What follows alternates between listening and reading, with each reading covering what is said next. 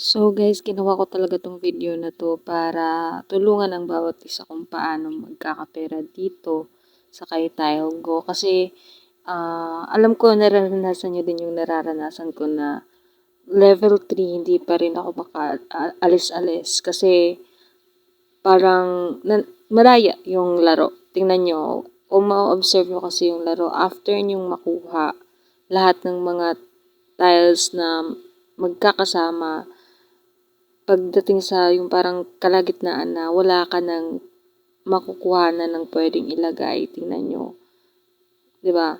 Ay, yung lahat ng pwede mong ilagay nandun na sa pinakadulo. So, paano ka mananalo dyan?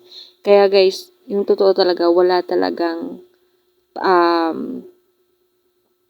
pag-asa dyan na magkapera ka dito sa part na matatapos mo yung level.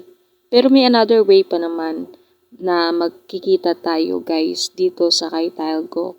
Legit siya, legit app siya actually, pero medyo scam din dun sa part na kapag nalampasan mo, makukuha mo yung pera kasi medyo malabo talaga.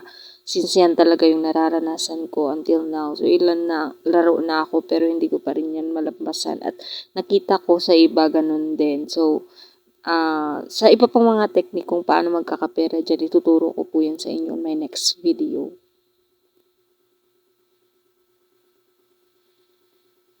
Kasi kung magstay ka dyan, sayang yung oras mo dahil ang purpose ng nila dyan is manood ka ng ads.